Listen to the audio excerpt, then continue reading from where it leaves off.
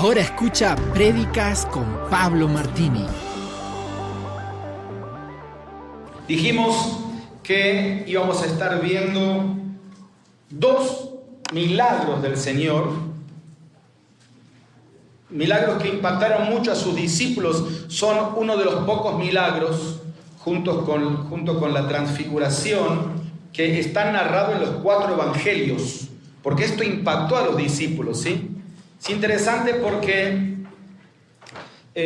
no lo mencionamos en el estudio anterior, hoy tal vez lo podemos ver porque el milagro es similar, pero la manera en que el Señor realiza el milagro fue de lo más oculto, de lo más simple, de lo más íntimo que pudo hacerlo.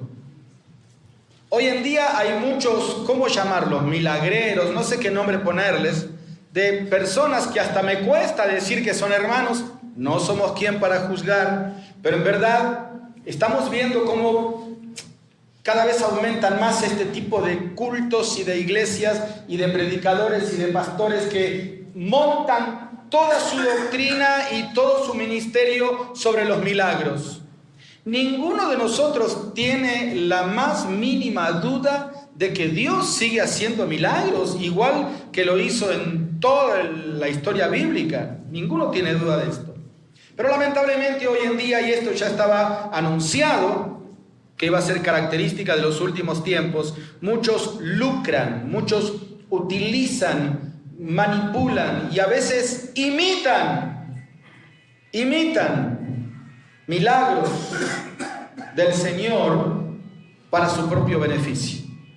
Y que nunca te vengan a mover la base de tu doctrina cuando alguien venga y te diga: no, pero es que en tal lugar, tal iglesia, tal hermano, yo lo vi, hizo un milagro. Y yo te digo, no es mentira, esa persona tenía tal o cual enfermedad y se sanó. ¿Está bien? Amén. Ahora, hay muchas cosas detrás de esto, ¿verdad? Primero hay que ver si realmente la persona tenía esa enfermedad. Hay muchas enfermedades que son somáticas, ¿sí? Y que con un poco de trabajo psicológico sienten que se sanaron. Tal vez se sanaron, tal vez nunca estuvieron enfermos, o tal vez piensan que se sanaron y después se enteran que están más enfermos que antes. Solo que por una cuestión de emoción se le quitó el dolor por el momento. No sé. Y que también de preguntar de dónde viene ese poder.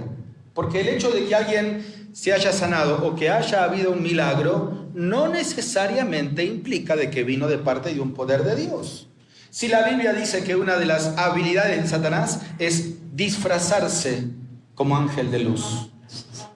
Y también la Biblia menciona, por ejemplo, ahí en el libro de Éxodo, cuando Moisés arrojó su vara y se convirtió en culebra, que los adivinos del faraón hicieron lo mismo. Y no lo hicieron con el poder de Dios porque ellos tenían otros dioses. Así que mira, que nada te haga dudar de tu fe.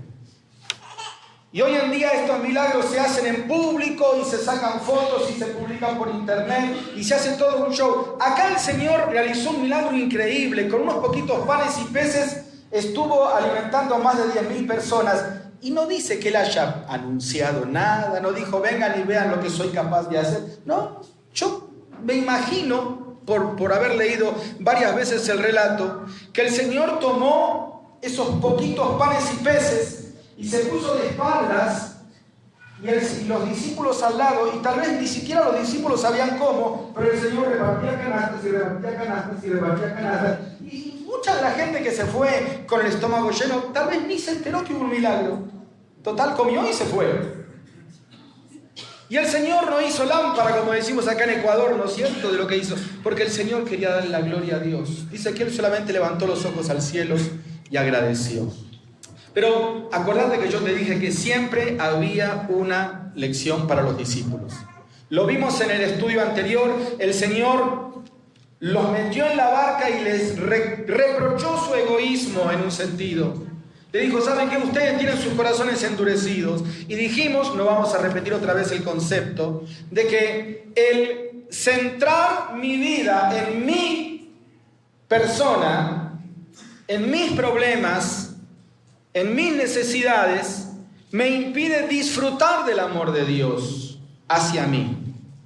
me hace olvidar las bendiciones de Dios hacia mí y me impide también difundir el amor de Dios hacia otras personas.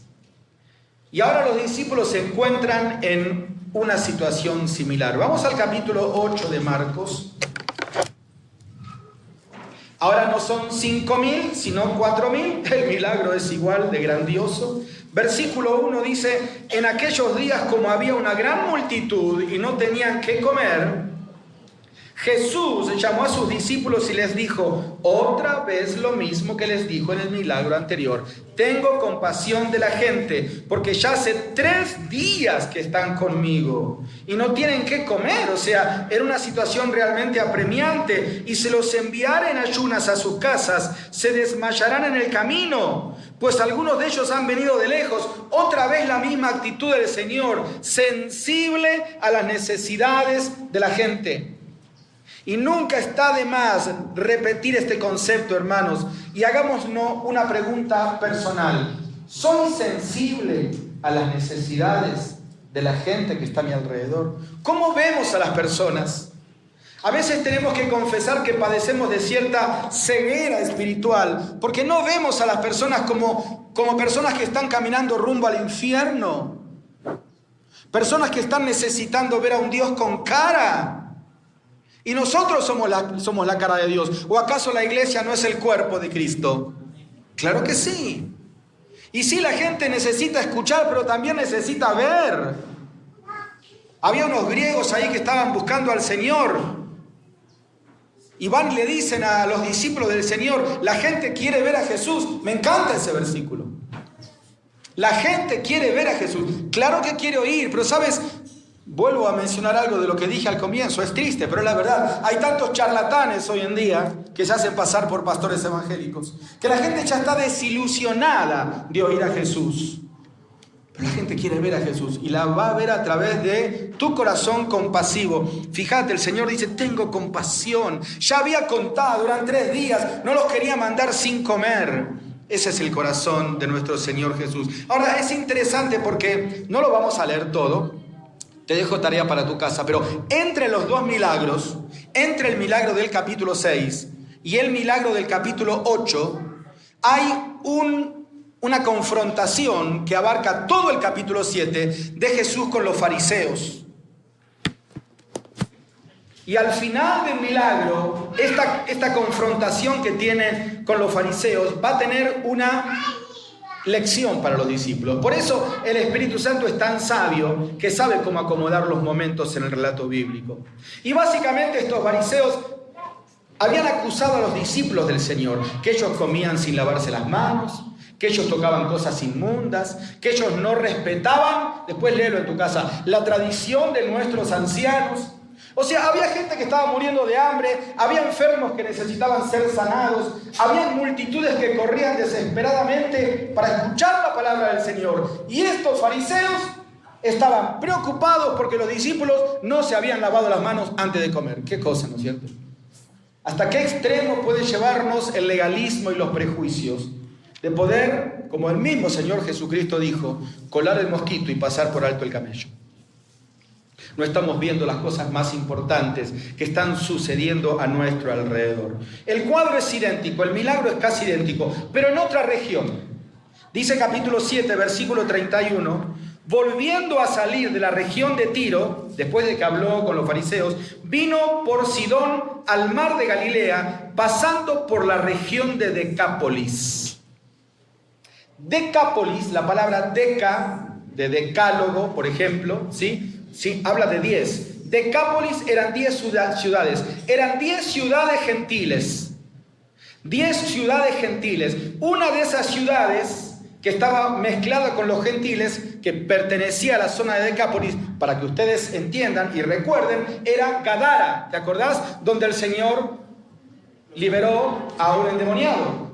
Por eso también en ese relato del endemoniado había cerdos, donde fueron los malos espíritus. Y uno dice, pero ¿cómo? Judíos ¿Criando cerdos? Si es un animal inmundo. Bueno, en verdad era una zona de 10 ciudades gentiles. Ahí sucede este milagro. Y después te voy a explicar por qué es importante y por qué Marcos menciona este detalle geográfico. Y Jesús detalla, lo mencionamos recién a sus discípulos, lo apremiante de la situación.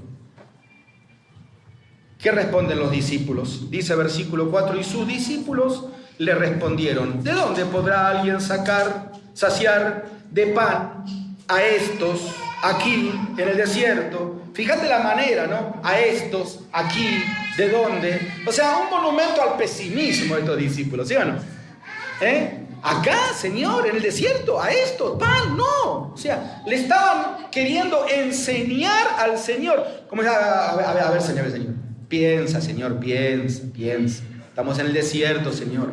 ¿No te diste cuenta? ¿Y por qué le dicen a estos? Porque era una mezcla con gentiles. Y los judíos a los gentiles los despreciaban. ¿A estos? Fíjate lo que es el corazón de los discípulos. No terminaban de entender tanto amor que habían recibido. Y ahora estaban teniendo esta actitud tan despectiva. Mira, es normal en el mundo la discriminación, el bullying, el racismo, los prejuicios. Es normal, porque el corazón del hombre sin Dios es así. Por eso vemos hoy en día tantos genocidios, tantas guerras. Pero no puede ser en el corazón de un hijo de Dios que haya este tipo de actitud a estos. Aquí, no, Señor. Queriendo enseñar. El corazón compasivo del Señor no tenía prejuicios, no tenía fronteras, no tenía clases sociales. Y cuando el Señor Jesucristo nos impulsa a usar este amor que revolucionó nuestras vidas, y no solamente a disfrutarlo, sino a difundirlo, tenés que estar listo a pasar por alto tus propios prejuicios. De lo contrario, vas a sectorizar el ministerio. Vas a direccionar el ministerio a tu manera. Vas a usar tus dones de una manera mezquina. Pero cuando vos te pones en las manos del Señor, que tiene un corazón tan grande y tan compasivo, no sabes hasta dónde puede llegar esta revolución del amor. Nuestro hermano lo dijo muy bien con la semilla en la mano, ¿no? ¿Hasta dónde puede llegar una semilla? Mira, una frase que me gusta repetir, seguramente la conoces. Dice, y constantemente los que han leído La Pausa saben que al final siempre tengo una frase y tengo que estar o inventando frases o robando. No le digan a nadie. Frases, ¿sí? Y una frase muy linda dice, tú puedes contar cuántas semillas hay en una manzana, pero nunca podrás contar cuántas manzanas hay en una semilla. ¿Se entiende?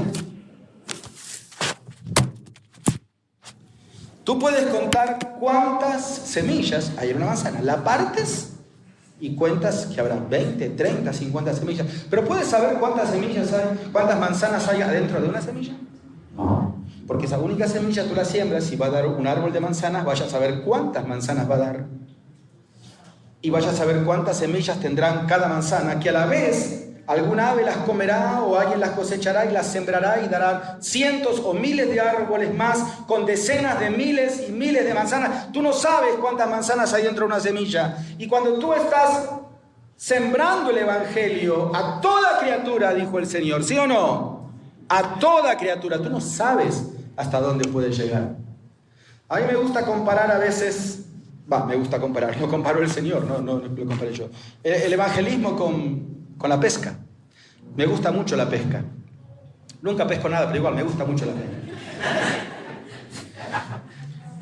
Mi esposa me dice, ¿te vas a pescar? Le digo, no, voy a botar anzuelo. Dice, si pesco es un milagro.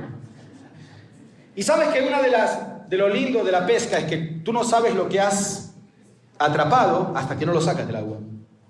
No sabes. Una vez me pasó que estaba pescando ahí en una lancha, en un río grande en Buenos Aires, y de repente la caña se dobló y se dobló y se dobló y todos dijeron, ¡wow! Agarró algo grande, y todos dejaron sus cañas y vinieron a ver lo que yo había atrapado, y cuando levanté era una bota. Una bota que estaba enterrada abajo en el lodo del río y se enganchó y yo la levanté. Qué vergüenza, ¿no es cierto? Qué vergüenza. Ahora, ¿por qué te cuento esto? Porque el Señor Jesucristo dijo, venid en pos de mí y os haré pescadores de hombres. Y vos no sabés a quién le estarás predicando el Evangelio. Algunos de ustedes leyeron en la invitación algunos datos sobre mi persona y ahí se puso que yo trabajé junto con Marta por más de 10 años en Buenos Aires en la rehabilitación de jóvenes de las drogas. ¿Sí? Y bueno, fue un ministerio que empezó naturalmente. Ahí cerca de la iglesia donde yo asistía, había un grupo de jóvenes que se drogaban. En Buenos Aires la droga está haciendo estragos y el SIDA ha acabado con la juventud porteña. Y cuando yo iba a la iglesia, así todo bien vestidito, disfrazado de evangélico, con la Biblia debajo del brazo, tenía que pasar encima de este grupo de jóvenes con todos sus problemas, su adicción, su mal olor, su pobreza, sus traumas en la familia. Y yo no podía pasar, lanzarles un folleto como quien le tira así una monedita y seguir. Algo adentro de mi corazón me decía, Pablo, esto así no es. Algo hay que hacer. Y hubo realmente, Dios puso un fuego en mi corazón por mucho tiempo. Y yo dije, no, algo hay que hacer. Y un día, no un día de un domingo, un día de reunión, yo tomé la decisión, me vestí medio parecido a como ellos se visten, no fui con terno, y fui y me senté con ellos. No dije nada, solamente me senté, ellos me conocían porque eran del barrio. Y empecé a escuchar sus historias y poco a poco empecé a aprender sus vidas. Y empecé a entender su lenguaje, porque tenían un lenguaje aparte. Y me fui metiendo en su mundo sin necesidad de caer en las bajezas del pecado que ellos caían. Y de alguna forma logré conseguir la llave del corazón de ellos. Y me aceptaron. Y cuando ya me aceptaron, comencé a invitarlos a campamentos y a predicarles el Evangelio y a llevarlos a trabajar conmigo. Yo trabajaba por mi cuenta y podía invitarlos a que trabajen conmigo. Y eso fue el comienzo de una siembra que dio fruto. Y algunos de ellos comenzaron a aceptar al Señor. Porque vieron a alguien que realmente se interesó en ellos. No te voy a contar tantos casos que han habido, pero te cuento de un solo caso. Un muchacho que era uno de los delincuentes más conocidos de la zona. Un día yo estaba un domingo en la iglesia y me dicen, Pablo, alguien te busca. Entonces yo salí y me encontré con él. Y yo sabía quién era él. Y yo le dije, ¿qué querés? O ¿qué quieres? Bueno, en Ecuador, ¿no? Pero en Argentina se dice, ¿qué querés? Y él me dijo, ¿y a vos quién te busca? Y yo le dije, bueno, yo soy Pablo. Me dice, ¿y yo soy Adrián? Sí, ya sé que sos Adrián, pero ¿quién te buscó a vos? Me dice. Me dijeron que me buscaban. No, yo busco a mi hermano Pablo. Un hermano de él que se llamaba Pablo, que estaba viniendo a la iglesia, que una familia lo había adoptado. Ahí fue el primer encuentro. Y yo salí a caminar con él y comencé a hablar con él. Esa misma noche, un domingo a la noche, él tomó decisión por Cristo. ¿Sí? Le digo, bueno, muy bien, mira, yo estoy estudiando en un seminario bíblico, entonces yo mañana, el lunes, me voy y regreso el viernes. Entonces el sábado nos vemos para que vengas al club de jóvenes. ¿Dónde vives? Y él me dijo, no puedo vivir en un lugar fijo porque la policía me busca. Entonces, vivo en diferentes lugares, mayormente en las plazas, en los bancos.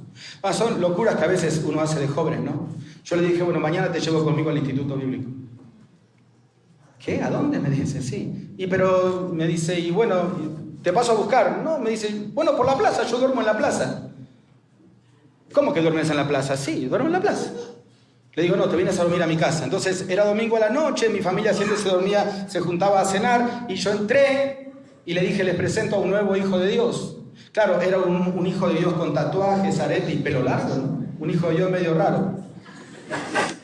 Y todos se levantaron y le dieron un abrazo. Tal vez era la primera vez que lo abrazaban a él. Él no entendía nada. Y él después me dijo, Pablo, cuando yo entré a tu casa quería robarme todo.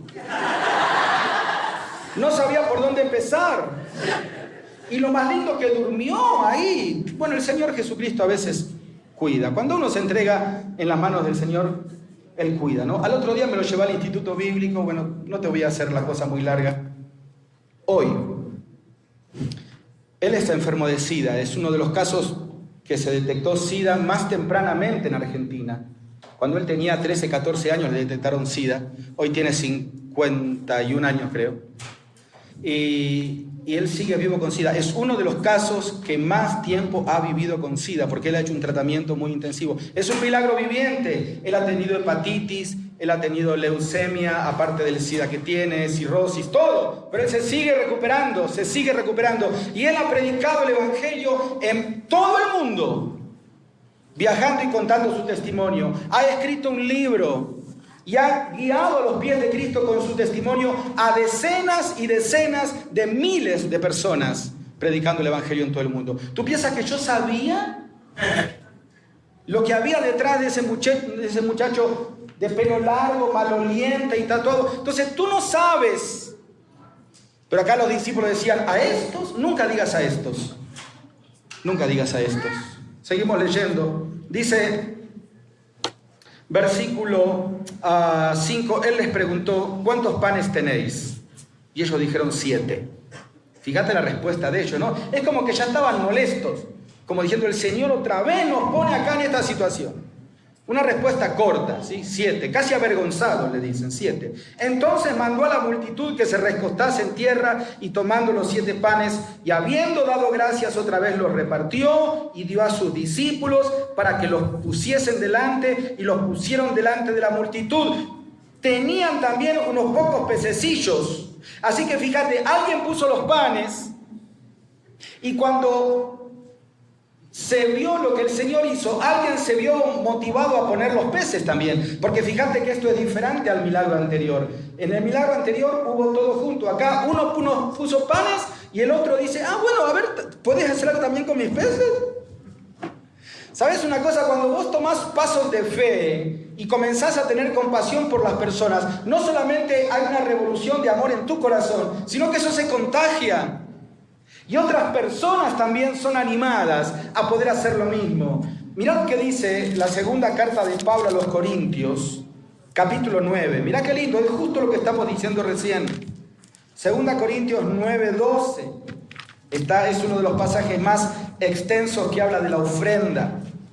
Y Pablo les habla a los macedonios y les dice: porque la administración de este servicio no solamente suple lo que a los santos falta, sino que también abunda en muchas acciones de gracias a Dios. Pues por la experiencia de esta administración glorifican a Dios por la obediencia que profesáis al Evangelio de Cristo y por la liberalidad de vuestra contribución para ellos y para todos.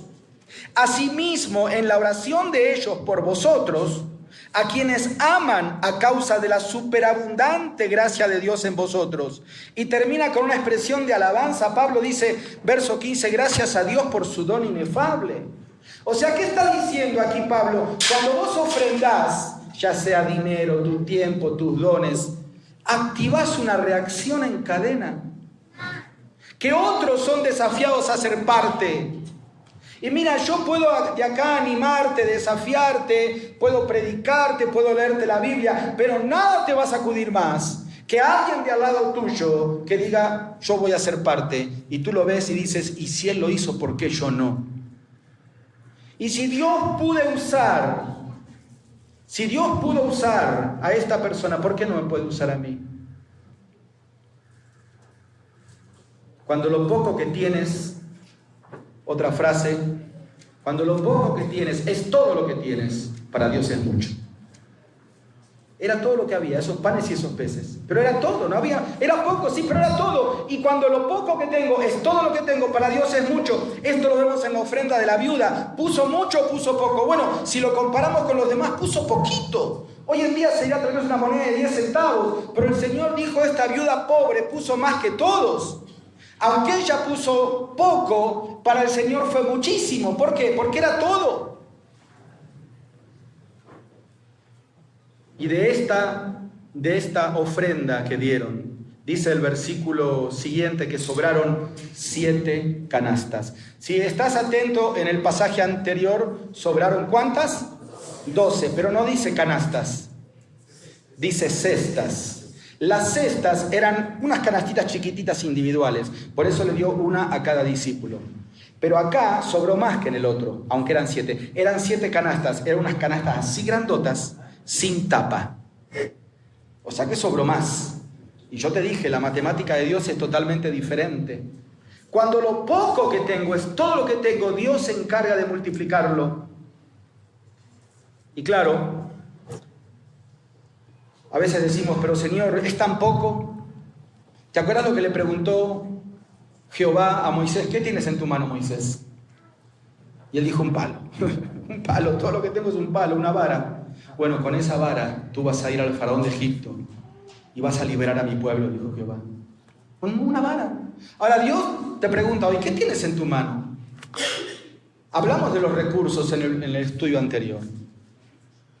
Si tú realmente lo consagras al Señor con amor, con dedicación, Dios puede hacer grandes cosas. Nunca pienses que los recursos solamente los tienen los misioneros que vienen del exterior, porque no es así. Ni tampoco nunca pienses que los misioneros del exterior hicieron lo que hicieron porque tenían recursos. No es así. Porque vos podés tener muchos recursos, pero si no tenés tu fe en el Señor y si no estás guiado por el Señor, esos recursos no te sirven de nada. Y algo de lo que siempre estoy animando a mis alumnos en el Instituto Bíblico Misionero es a que tengan iniciativa personal, que no esperen que les diga lo que hay que hacer. Lo que tienes en tu mano, ponlo a disposición del Señor y el Señor se va a encargar de hacer grandes milagros. Dice, comieron y se saciaron y recogieron 7 canastas. Eran los que comieron como 4,000 y los despidió y otra vez los mete en la barca. Y acá viene la clase, ¿sí? Otra vez los mete en la barca y aquí viene la clase, aquí viene la lección. Dice, y entrando en la barca con sus discípulos, vino a la región de Dalmanuta. Y cuando llegan, otra vez se encuentran con sus amiguitos los fariseos. Dice, y vinieron entonces los fariseos y comenzaron a discutir con él, pidiéndole señal del cielo para tentarle. Y gimiendo en su espíritu, dijo Jesús, ¿por qué pide señal esta generación? De cierto os digo que no se dará señal a esta generación. Y dejándolos, volvió a entrar en la barca y se fue a la otra ribera. Ni les contestó a los fariseos. Ni les contestó.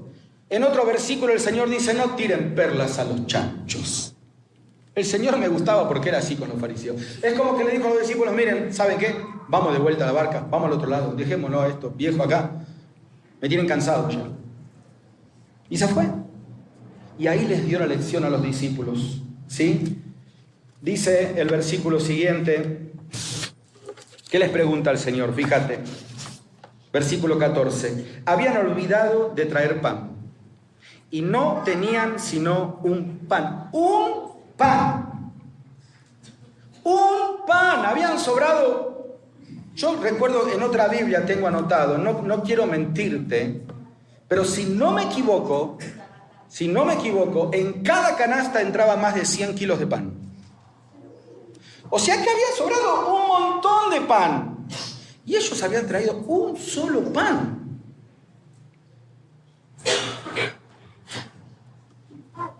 Claro, aquí Marcos dice, habían olvidado de traer pan. Es la forma más ética de decirlo. Porque Pedro, que probablemente fue el que le dictó el evangelio a Marcos, fue parte de esta vergüenza. ¿Sabe por qué te digo esto? Porque ellos no se habían olvidado. Había un problema de prejuicios ahí. ¿Quién había tocado esos panes? Los gentiles. Eran sobras. Y en la tradición de los ancianos que habían inventado, que yo les mencioné, ven que todo tiene relación, que yo les mencioné que hablaron con Jesús en el capítulo 6 y que acá lo esperan otra vez del otro lado de la orilla, estaba que el judío no podía tocar algo comida que un gentil haya tocado porque se contaminaba. No se habían olvidado. Es que dijeron, si bajamos del otro lado, están los fariseos y nos ven que estamos comiendo pan, sobra de los gentiles, nos expulsan de la sinagoga. Entonces uno solo ahí para matar el hambre, un poquito escondidito y comerlo sin que lo vean los fariseos, no se habían olvidado. Mira, los prejuicios te van a apartar de cumplir la voluntad de Dios. Por eso el Señor Jesucristo le dice, versículo 15, mirad, guardaos de la levadura de los fariseos. ¿Sí ves el Señor? ¿Con qué? didáctica, va directo a la llaga, directo al problema. Guardaos de la levadura de los fariseos y de la levadura de Herodes. Herodes también está presente aquí en el contexto. Después, si quieres leer todos los capítulos, vas a ver que se habla de Herodes cuando en la muerte de Juan el Bautista se menciona a Herodes. Dice, guardaos de la levadura de los fariseos y de la levadura de Herodes. ¿Cuál era la levadura de los fariseos? Ustedes saben, la levadura en la Biblia es símbolo de pecado. El pecado de los fariseos, ¿cuál era? Prejuicio, legalismo, hipocresía, indiferencia. Y la levadura de Herodes, ¿cuál era? Libertinaje. Mirá lo que pasó en el cumpleaños de él. Por satisfacer a un adolescente sensual, le cortó la cabeza a Juan el Bautista. Cuidado, dice el Señor, cuidado. Y ellos se ponen a discutir dentro de la barca, diciendo, es porque no trajimos pan. O sea, más duros no podían ser los discípulos. Y entendiéndolo, Jesús le dijo, ¿qué discutís? ¿Que porque no tenéis pan? No entienden, ya acá el Señor estaba, pero que lloraba, ¿no? Dice, no entienden, versículo 17, no comprenden, todavía tienen endurecido el corazón. Y le está hablando a discípulos, nos está hablando a nosotros, hermanos. Dice, teniendo ojos no ven, y teniendo oídos no oís, y no recordáis. O sea, hay un reclamo fuerte de parte del Señor, que dice, ¿cómo pueden ser tan insensibles? ¿Cómo puede ser que no se den cuenta de que si quieren hacer la voluntad de Dios, con los recursos de Dios, no tienen que hacerlo a la manera de los hombres, sino a la manera de mi Padre? Cuando partí los 5 panes entre 5.000, ¿cuántas cestas llenas de los pedazos recogisteis? Y ellos se acordaban, dijeron 12. Y cuando los 7 panes entre 4.000, ahora, ¿cuántas canastas llenas de los pedazos recogisteis? Y ellos dijeron 7. ¿Y cómo aún no entendéis? O sea, yo alimenté más de 10.000 personas con 4 panes y no puedo alimentar a 12 con 1. O sea, ¿cómo está nuestra fe en el Señor? Muchas veces vamos perdiendo la óptica de lo que el Señor quiere enseñarnos. Ellos estaban ciegos con sus corazones endurecidos. Así que, ¿cuál es la segunda lección en la barca, hermanos? La primera era mi egoísmo, ¿no es cierto? Y esta es mi hipocresía, prejuicios, legalismo. Eso endurece también mi corazón y me hace olvidar de sus bendiciones. ¿Te acordás en San Juan capítulo 4, cuando el Señor Jesucristo está hablando con una mujer samaritana? Eso era contra la cultura. Primero, que un hombre hable con una mujer no era bien visto, y segundo, que un judío hable con una mujer samaritana menos todavía. Cuando los discípulos lo vieron, no lo podían entender, porque ellos estaban preocupados solamente por la vianda, por el almuerzo. Habían ido a comprar algo de pan al pueblo, ¿te acordás? Y lo dejaron al Señor solo. Ahora yo leo ese relato y digo, 12 para comprar pan. 12 hombres para comprar pan. ¿No podría haber ido 1 o 2 y los demás se quedan con el Señor ahí predicando? No, pero ellos solo pensaban en sus cosas. Hermanos, que eso sea lo que nos quede hoy en el corazón. Que mi trabajo, que mi dinero, que mi carro, que mis hijos, que mi casa, todo es bien. Dice el apóstol Pablo a Timoteo que Dios nos da todas las cosas en abundancia para que las disfrutemos. Pero ojo, que el disfrute de las bendiciones del Señor no esté por encima del Señor de las bendiciones. Porque a veces nos concentramos mucho en las bendiciones del Señor, y el Señor te va a bendecir, claro que sí, porque te ama, y no hay cosa más linda para el corazón de un padre que bendecir a su hijo. Pero cómo se entristece el padre cuando ve que el hijo se ocupó tanto de las bendiciones que se olvidó del padre. Y eso es egoísmo. Si nosotros queremos realmente hacer con el amor que Dios puso en nuestros corazones una revolución, tenemos que estar dispuestos a usar los recursos de Él sin prejuicios. En lo que tengas a tu mano, qué lindo fue escuchar recién el testimonio de esta casa hogar. Yo te conté algo rapidito lo que se hizo en Adictos en Buenos Aires. Y mira, cuando lo poco que tenés lo pones en la mano del Señor, el Señor puede multiplicarlo y puede alimentar multitudes. Y yo pregunto, ¿aquí hay dones? Lo que puedas hacer la iglesia del Señor tiene que tener un enfoque no solamente espiritual, sino también social. Bueno, le podés predicar el evangelio a un niño que está siendo abusado cada noche por su padre. Bueno, le podés predicar el evangelio a una muchacha que está ocultando un embarazo y no le ha contado a sus padres o que acaba de abortar. Bueno, le podés predicar el evangelio a un viejito que está en la calle, que tiene hambre porque hace 5 días que no come. Vos primero tenés que sanar su mente, su corazón, su físico, su estómago, y después predicar el evangelio. ¿Y cuántas cosas están al alcance de nuestra mano que podés hacer? Ayer estaba hablando ahí en Calacalí a un grupo de jóvenes misioneros que están entrando a la selva.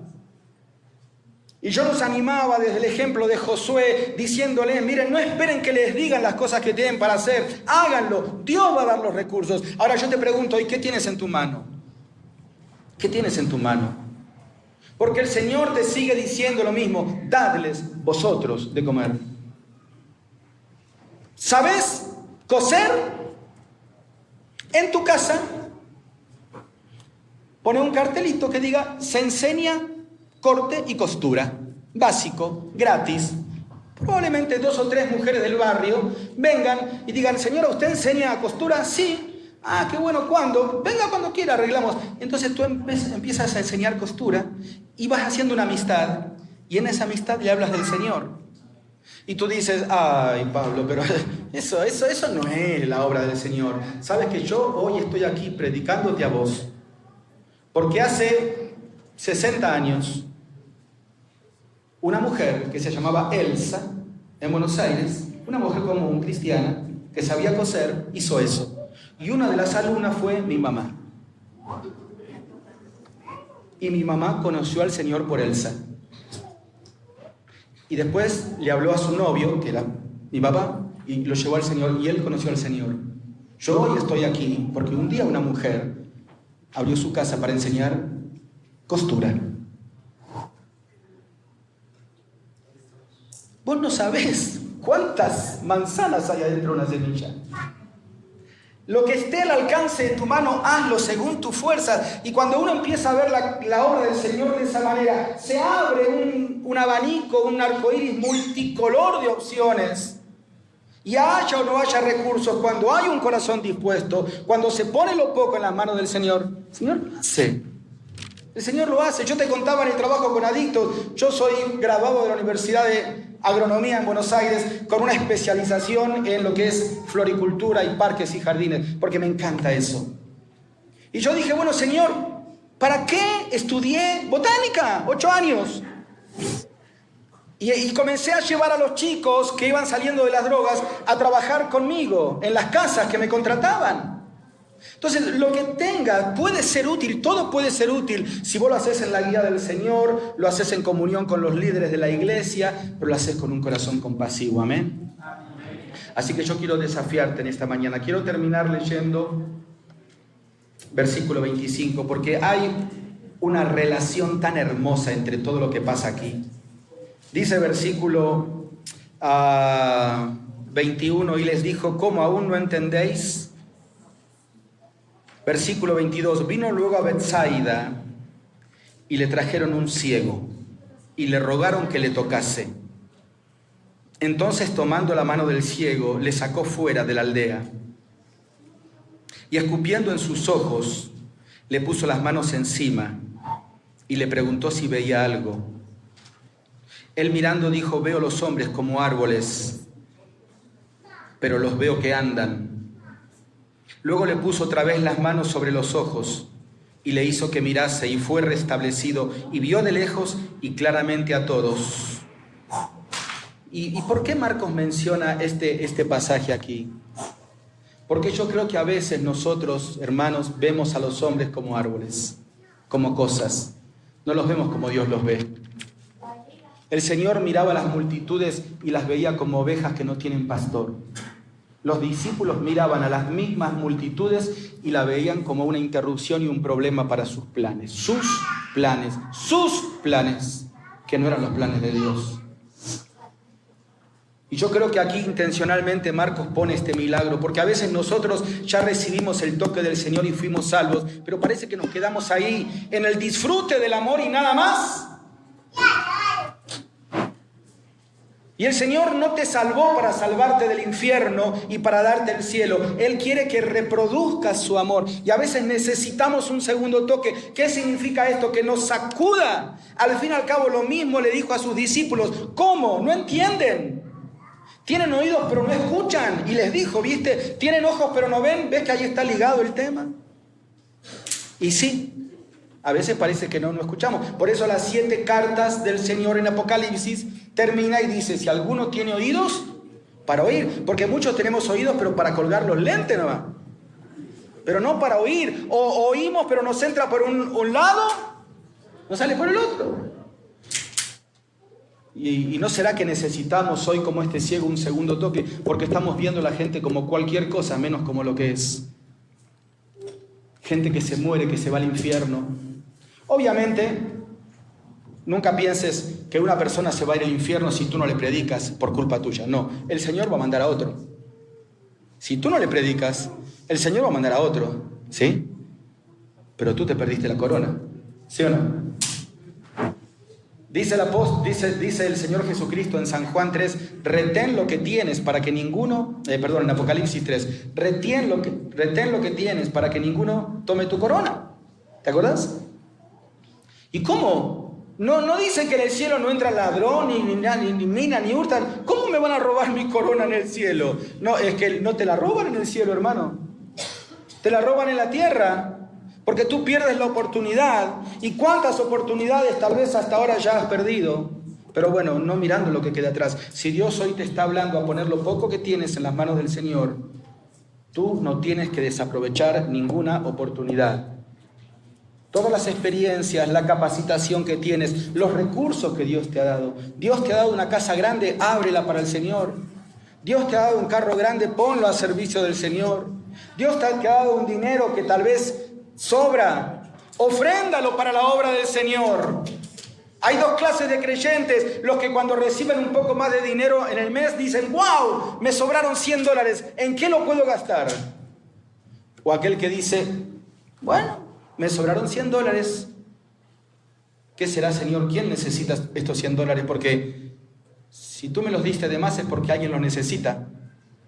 Y tú oras y ves y das y eres parte.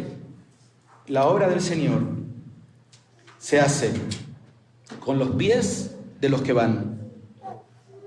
Nosotros vimos en el reporte, ¿no? ¿Cuántos hermanos vinieron? España, Estados Unidos, Alemania. Se hace con los pies de los que van. Se hace con las rodillas de los que oran. Tal vez vos nos podés ir, pero podés orar. Eso también es un recurso. Y se hace con las manos de los que dan. Y tal vez vos podés dar lo que tengas, sea poco o sea mucho. Amén. Vamos a orar para terminar. Vamos a ponernos de pie.